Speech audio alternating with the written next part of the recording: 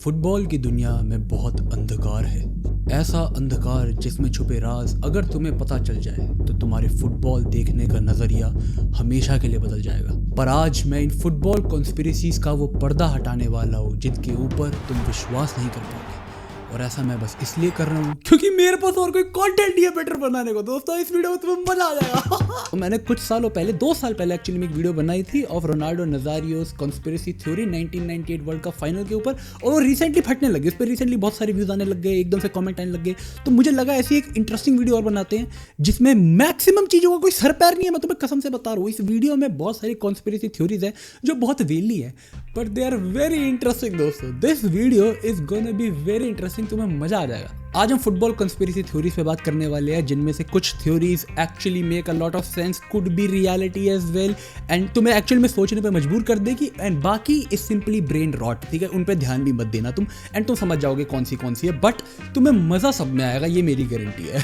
I just can't wait to get started, I am going to dive right into it, ठीक है। And उससे पहले दोस्तों, make sure तुम ये वीडियो लाइक करो एंड चैनल को सब्सक्राइब करो, गोज विदाउट सेइंग। एंड हमारी सबसे पहली कॉन्स्पिरेसी थ्योरी जो है that is the transfer of Bebe to Manchester United. One of the most interesting conspiracy theories जो इस वीडियो के अंदर होने वाली है, क्योंकि it is going to genuinely change the way you look at football, like I am not even kidding. तो actually मैं तुम्हें बताता हूं बेबे का ट्रांसफर कंट्रोवर्शियल क्यों था अपने टाइम के ऊपर। तो जब क्रिस्टियानो रोनाल्डो का ट्रांसफर हुआ था to Real Madrid, everybody expected कि अपनी हिस्ट्री की सबसे बड़ी सेल के बाद मैनचेस्टर यूनाइटेड वो पैसे का यूज करेगी in bringing in a very good player, like उन्हें रोनाल्डो को रिप्लेस करना है। एंड एक्चुअली में what they did was that they signed a player called बेबे, जिसका उससे पहले किसी को कोई अता पता ही नहीं था। उन लोगों ने बेबे को पोर्चुगल की 3rd डिवीजन से साइन करा था। इस प्लेयर के बारे में कोई हाइप नहीं थी यूरोप के अंदर, and they signed him for 8.8 million Euros उस टाइम के ऊपर। लाइक आज के टाइम पे ये लगा लो कोई 3rd डिवीजन से बिना हाइप के कोई प्लेयर साइन किया जाता है 30-40 मिलियन के अंदर। लाइक इतनी इन्फ्लेट हो चुका है फुटबॉल मार्केट। तो that was that big of a transfer. And ऊपर से इस ट्रांसफर के साथ एक बहुत अजीब बात ये थी कि सर एलेक्स फर्गसन इससे पहले कोई भी जो ट्रांसफर करते थे मैनचेस्टर यूनाइटेड के, तो उस प्लेयर को खुद देखने जाते थे, ठीक है। वो प्लेयर को खुद देखते थे, उसके बारे में स्टडी करते थे, एंड फिर ही वो प्लेयर साइन करते थे। लेकिन इस एक प्लेयर के बारे में सर एलेक्स फर्गसन ने खुद बोला था कि मैंने उसे कभी खेलते नहीं देखा भाई। तो आखिर एक ऐसा प्लेयर जिसके बारे में किसी को कुछ पता नहीं है, एक इतने इन्फ्लेटेड प्राइस के ऊपर मैनचेस्टर यूनाइटेड कैसे लैंड कर जाता है। Now this is where the conspiracy begins दोस्तों, which is going to be very interesting. तो the conspiracy theory here is कि 2010 वर्ल्ड कप से जस्ट पहले होता क्या है कि नानी को पोर्चुगल स्क्वाड से वापस घर भेज दिया जाता है एक शोल्डर इंजरी का बहाना बना के। नाउ सरप्राइजिंगली ये इंजरी उसे उसी दिन होती है जिस दिन पोर्चुगल के स्क्वाड की ड्रग टेस्ट होनी होती है। तो now the conspiracy theory says कि नानी ने परफॉर्मेंस एनहेंसमेंट ड्रग्स ले रखे थे, जो कि was well known to sir Alex Ferguson. तो व्हाट ही डिड वाज कि ही कॉल्ड पोर्चुगल के तब के मैनेजर को, जिसका नाम था कार्लोस क्विरोस। तो सर एलेक्स फर्गसन क्विरोस को फोन करके बताते हैं भाई कि देखो भाई, नानी ने परफॉर्मेंस एनहेंसमेंट चीजें ले रखी हैं एंड ड्रग टेस्ट होने वाला है। अगर उसके अंदर पकड़ा जाता है तो पोर्चुगल एंड मैनचेस्टर यूनाइटेड दोनों फंस जाएंगे, उस पर बैन लग जाएगा आने वाले टाइम के लिए। तो what you do is you remove him from the squad. अब आने वाले टाइम में क्या होता है कि नानी को स्क्वाड से निकालने के चक्कर में जब कमेटी बैठती है पोर्चुगल के अंदर, तो क्विरोस फंस जाता है और उसकी आगे जाके नौकरी भी चली जाती है इस एक चीज की वजह से। But what here happens is कि इन ऑर्डर टू एक फेवर देने के लिए क्विरोस को कि थैंकफुली तूने खुद की इज्जत मैनचेस्टर यूनाइटेड की इज्जत बचा ली एट दैट सर्टेन पॉइंट, ये बेबे का ट्रांसफर होता है। तो ये बेबे जिसकी मार्केट वैल्यू कुछ 300-400 के होनी चाहिए, वो ट्रांसफर से जस्ट कुछ दिन पहले अपना एजेंट चेंज करता है टू जॉर्ज मेंडेस, जो कि पोर्चुगल के मैनेजर का भी एजेंट था। एंड व्हाट हैपेंस इज कि ये बहुत इन्फ्लेटेड प्राइस के ऊपर ट्रांसफर किया जाता है 8.8 मिलियन, जिसमें से मेजॉरिटी मनी इज आर्ग्यूएबल कि वो दिया जाता है एजेंट को, वो मिलता है यहाँ पे जॉर्ज मेंडेस को, जिसमें से कुछ कट गया होगा पोर्चुगल के मैनेजर को। तो टेक्निकली ताकि नानी फंस ना जाए उसको स्क्वाड से निकालने के लिए, एंड देन क्योंकि क्विरोस की जॉब भी चली जाती है उससे चीज की वजह से, तो उसके लिए उसको पे करने के लिए ये एक ट्रांसफर हुआ था। Now this is not just where the conspiracy theory ends. It extends to the point कि अगर ये 1% भी ट्रू है तो कैन यू इमेजिन फुटबॉल की दुनिया में ऐसे कितने सारे फुटबॉल प्लेयर्स हैं जो कि इंजर्ड होते हैं। क्यों? क्योंकि उन लोगों के परफॉर्मेंस एनहेंसमेंट जो ड्रग्स होते हैं that is way more than what they are expected to take. Like I think, क्योंकि अगर तुम टेक्निकली एफए के रेगुलेशन भी देखोगे ना, तो अगर किसी को भी पॉजिटिव पाया जाता है ये परफॉर्मेंस एनहेंसमेंट सप्लीमेंट्स के लिए, तो ये रिपोर्ट सीक्रेट रखने के लिए बोला गया है उनको, ताकि टीम की, लीग की, प्लेयर की इज्जत खराब ना हो। एंड टेक्निकली जब भी ये प्लेयर्स सजेस्टेड से बहुत ज़्यादा सप्लीमेंट्स लेते हैं या फिर कोई थर्ड पार्टी आकर इनका ड्रग टेस्ट करती है, तब जाकर ये फंस जाते हैं। And that is where probably you can draw the line. तो अगर कोई प्लेयर बहुत टाइम से सस्पिशियसली इंजर्ड है without any significant effect of it, तो यार there might be some issues दोस्तों, there might be something cooking. While ये very conspiracy theory still made some sense, next one is gonna absolutely not make any sense to you, but it is very interesting. That is कि Paulo Dybala is actually a time traveler and he is no one else but Scaloni का बेटा। Yes दोस्तों, I know this makes no sense but this is very interesting. तो obviously ये conspiracy theory इसलिए शुरू हुई थी क्योंकि डायबाला और स्कलोनी के बेटे की शक्ल बहुत ज़्यादा मिलती है। एंड अगर तुम वर्ल्ड कप में जाके डायबाला का इंक्लूजन देखोगे, लाइक ये कंस्पिरेसी थ्योरी कहती है कि टाइमलाइन में वापस आया है जस्ट सो दैट अर्जेंटीना वो वर्ल्ड कप 2022 जीत सके, ठीक है। एंड इसलिए ये सब कुछ हुआ गया है। अब इसके अंदर बहुत सारी चीज़ें, जैसे अगर तुम देखोगे कि paulo डायबाला ने कैसे एम्बापे का वो शॉट क्लियर करा था जिसके अंदर एम्बापे सारे प्लेयर काट चुका था, he was about to take a shot and Dybala बहुत ज़्यादा डिफेंसिव आकर अपनी आउट ऑफ पोजीशन आकर वो बॉल क्लियर करता है। तो ये थ्योरी कहती है भाई भला डायबाला को कैसे पता कि एम्बापे 3 प्लेयर काट के जाने वाला है, अनटिल वो ऑलरेडी अपनी टाइमलाइन के अंदर एम्बापे से गोल खा चुके उस पॉइंट के ऊपर। They were very smart with it and the most exciting thing was his tattoos. तो paulo डायबाला के हाथ पे जैसे वो काफी फेमस 2 रिंग वाले टैटूज है which is resembling to world cup के बेस, जो ट्रॉफी का बेस है उससे। उसके बाद कैसे उसने अरबिक में टैटू करा रखा था जो कि कतर की ऑफिशियल लैंग्वेज है, and on top of it उसने एक फुटबॉल एंड क्राउन वाला टैटू भी बहुत टाइम से बनवा रखा था which means the champion of football which he became at world cup 2022। तो बिग ब्रेन दोस्तों। एंड और भी काफी सारी चीजें कि कैसे पूरे एंटायर वर्ल्ड कप में जब भी पूरी टीम टेंस हो रखी होती थी क्योंकि किसी से लड़ाई हो रही होती थी, तो paulo डायबाला हमेशा हंस रहा होता है। लाइक इवन जब नेशनल एंथम गा रहे paulo डायबाला हंस रहा है। क्यों? क्योंकि कंस्पिरेसी थ्योरी कहती है उसे पता है वो जीतने वाले हैं, भाई वो टाइम ट्रैवल करके ये जिताने के लिए आया है। तो while that doesn't make sense but that is एक इंटरेस्टिंग थ्योरी, तो यस इसलिए मैंने इस वीडियो में डाल दी, काफी मजेदार है। The next conspiracy theory is quite a very famous one, it is Gerrard's missed penalty. अब ये कंस्पिरेसी थ्योरी कहती है कि जेरार्ड ने जानबूझ के पेनल्टी मिस करी थी ताकि उनका मैनेजर सैक हो सके। कहानी 2011 की, जब रॉय हडसन के अंदर Liverpool was just 4 points away from the relegation zone. Like उनका वर्स्ट पीरियड चल रहा था, ये one of the worst period उनके क्लब की हिस्ट्री का, एटलीस्ट रीसेंट हिस्ट्री का। And Roy Hodgson was obviously on the brink of elimination कि उसको बस सैक किया जा सकता है। रॉय हडसन का जो लास्ट मैच था ना एज लिवरपूल कोच, उसके अंदर होता यह है कि लिवरपूल वो 3-1 down against Blackburn and Liverpool को एक पेनल्टी मिलती है।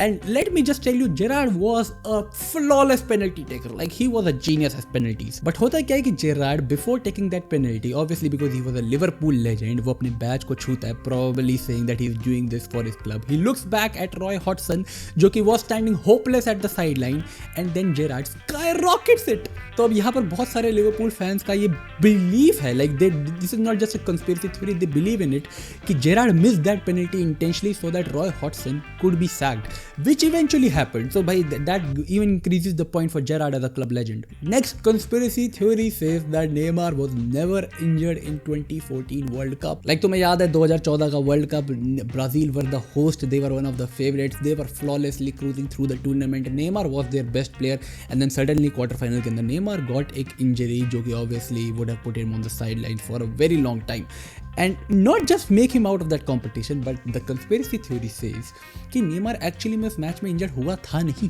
उसे करवाया गया था। अभी कॉन्स्पिरेसी थ्योरी इसलिए शुरू होती है क्योंकि नेमार को उस मैच के बाद जब हेलीकॉप्टर में हॉस्पिटल लेके जाया जा रहा होता है तब उसके हाथ पे से वो काफी सारे टैटूज गायब होते हैं जो नेमार के हाथ पे बने होते हैं। तो अब यहाँ पर लोगों का ये मानना है कि वो एक्चुअली में नेमार था नहीं, वो नेमार का स्टंट डबल था जिसको ऑब्वियसली भेजा जा रहा था हेलीकॉप्टर से कहीं और, जस्ट टू प्रिटेंड कि नेमार का एक करियर थ्रेटनिंग इंजरी हो चुकी है। Now why was this done? This was done क्योंकि ब्राजील के हायर ऑफिशियल्स ने बता दिया था कि आने वाले फिक्चर्स में वो जर्मनी के अगेंस्ट खेलने वाले हैं जिनसे वो हमेशा हारेंगे। लाइक जर्मनी की team is too strong to beat and they probably wanted एक बहाना for it जिसकी वजह से they plotted this नेमार की injury. and on top of it Nike का एक बहुत बड़ा हाथ रहता है भाई ब्राजीलियन फुटबॉल के अंदर। अगर तुमने मेरी पिछली वाली वीडियो भी देखी होगी 1998 वर्ल्ड कप की कॉन्स्पिरेसी थ्योरी, उसके अंदर भी यही है कि नाइकी का बहुत बड़ा हाथ रहता है ब्राजीलियन फुटबॉल के अंदर। एंड क्योंकि ऑब्वियसली उस टाइम के ऊपर रोनाल्डो के बाद Neymar was the star boy, they didn't want him to be part of that humiliation जो उन्हें पता था कि होने वाली है क्योंकि Germany is too strong of a team. तो to kind of save Neymar's image ये चीज की गई थी एंड क्योंकि उस स्टंट डबल के हाथ से आर्ग्यूबली उस स्टंट डबल के हाथ पे से वो टैटूज गायब थे जो नेमार के हाथ के ऊपर हैं, लोग इसके अंदर काफ़ी ज़्यादा बिलीव करते हैं। This is also very interesting, क्योंकि अगर ऐसा है तो फिर तो कुछ सच नहीं है दोस्तों, फिर तो मैं भी सच नहीं हूँ, तुम भी सच नहीं हो दोस्तों, कुछ सच नहीं है इस दुनिया में। The next conspiracy theory just makes absolutely no sense but it is so funny at the same time, क्योंकि इतनी ज़्यादा सीरियसली डिबेट की गई थी टीवी के ऊपर कि मेरा जर्नलिज्म के ऊपर से विश्वास उड़ गया। दैट इज कि Barcelona and specifically Lionel Messi sent secret messages to Syrian rebels. तो होता क्या है कि एल क्लासिको गेम के अंदर रियल मैड्रिड के अगेंस्ट पेड्रो एक गोल स्कोर करता है, which was setup by Lionel Messi, and वो सेटअप करने से पहले Lionel Messi perform the beautiful dribble, फिर एक काफी बढ़िया थ्रू बॉल खेलता है वो पेड्रो को, and eventually that results in a goal. Now if you pick up that goal and put on the Syria map, तो दैट इज एक सीक्रेट रास्ता टू इन्फिल्ट्रेट सीरिया।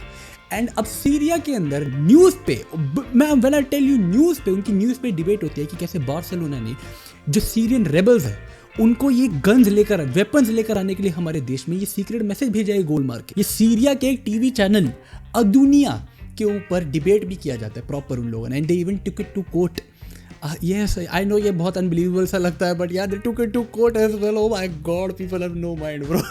तो yes, apparently Lionel Messi and Barcelona के ऊपर ये आरोप है कि उन लोगों ने सीरियन रेबल्स को हेल्प करी थी गोल मार के फुटबॉल के अंदर। Oh my God. नेक्स्ट अब हमारे पास दो डोपिंग से रिलेटेड काफी इंटरेस्टिंग कॉन्स्पिरेसी थ्योरीज है, जिसमें सबसे पहली वाली is Russia in world cup 2018। Now if you don't know, अगर तुम लोगों ने 2018 वर्ल्ड कप देखा है, लाइक अगर तुमने देखा था ना, तो तुम्हें पता होगा मैं किसकी बात कर रहा हूँ। जिन्होंने नहीं देखा है या जिनको याद नहीं है, मैं तुम्हें याद दिला देता हूँ। 2018 वर्ल्ड कप में हुआ क्या था, Russia who were the host nation as well, उनकी team out of nowhere were playing like पागल लोग, लिटरल पागल लोग। रशिया उस टूर्नामेंट के अंदर was one of the lowest rank team, but still went on to the quarter finals, जहां पर वो लोग फाइनलिस्ट क्रोएशिया से बाहर हुए थे, एंड उस दौरान के अंदर उन्होंने स्पेन को भी हराया था। Now the crazy part here is कि आई रिमेंबर वॉचिंग रशिया की games and Russian players were the fastest on the pitch even at 90 minutes खेलने के बाद। They were crazy strong, they were crazy fast, उनकी shots were absolutely overpowered, and देखने से ही कुछ अजीब, कुछ अलग लग रहा था। ठीक है, कुछ अलग लग रहा था देखने से ही। एंड क्योंकि ऑब्वियसली एक इतनी लो रैंक टीम होने के बावजूद वो इतना बढ़िया खेली उस पूरे टूर्नामेंट के अंदर, लोगों को काफी ज्यादा सस्पिशन हुआ। तो नाउ अब इससे पहले तक किसी भी डोपिंग टेस्ट के अंदर ये कोई भी प्लेयर पकड़ा नहीं जाता, बट अब 2019 में ये वर्ल्ड कप खत्म होने के बाद रशिया से रिपोर्ट मांगी जाती है कि तुमने डोपिंग टेस्ट की ना, हमें रिपोर्ट भेजो। यानी काफ़ी थर्ड पार्टी उनसे मांगती है, वर्ल्ड ड्रग टेस्ट की जो ऑर्गेनाइजेशन होती है, एंड रशिया वो रिपोर्ट्स भेजती है, बट उन रिपोर्ट्स के अंदर कुछ उल्टा सीधा होता है। लाइक वो रिपोर्ट्स किस बेसिस के ऊपर बनी थी, ड्रग टेस्ट लेने का तरीका, everything was out of order. And अब इस सब चीज़ों के ऊपर एक कमेटी बिठाई जाती है जो कि ये फैसला करती है कि भाई हाँ, रशियन ने कुछ तो उल्टा सीधा करा था, या हमें देखने से ही पता लग रहा है। तो नाउ दो डायरेक्टली कोई भी रिकॉर्ड नहीं है कि क्या रशियंस ने उस वर्ल्ड कप के अंदर ड्रग्स ले रखे थे परफॉर्मेंस एनहांसमेंट या नहीं, बट इन शॉर्ट उन्हें आने वाले काफी सारे टूर्नामेंट्स के लिए बैन कर दिया जाता है, which is one of the reasons why वो अभी वर्ल्ड कप 2022 में भी नहीं खेले थे। Which takes me to another conspiracy theory once again related to doping, but that is Liverpool's asthma medicine and Bayern का doping curve.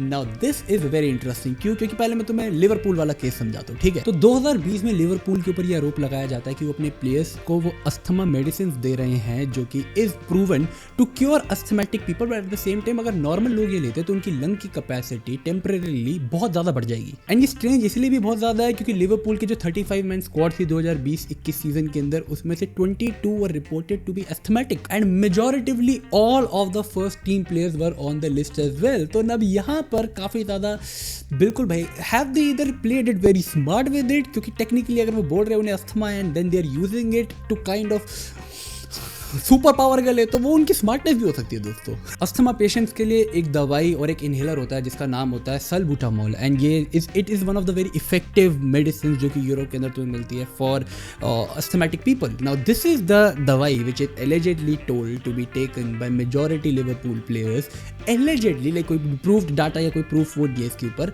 On the basis of कि उन्हें अपने लंग कैपेसिटी बढ़ाने के लिए। Now if it is the case, I don't know man what to say, but इससे भी काफी एक बड़ा एलिगेशन लगाया गया था बायर्न म्यूनिख के ऊपर, क्योंकि बायर्न म्यूनिख के प्लेयर्स के तुम्हें ट्रांसफॉर्मेशन स्टोरीज याद है।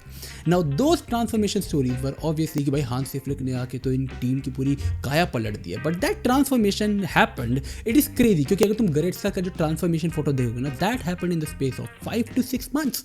Now I don't know how many of you go to the gym, या तुम लोगों ने कितनी फिटनेस करी अपनी लाइफ के अंदर, बट बहुत सारे न्यूट्रिशनिस्ट वगैरह सब लोगों का ये बोलना था कि no matter what you do, this level of transformation 5 से 6 महीने के अंदर इज एब्सोल्युटली नॉट पॉसिबल दोस्तों. And this happened with majority of the Bayern Munich players in the space of 5 to 6 months. On top of it, ये जो सारा period था transformation का, वो काइंड ऑफ मैच कर रहा था विद, जब लॉकडाउन वगैरह लगा हुआ था, फुटबॉल रुकी हुई थी.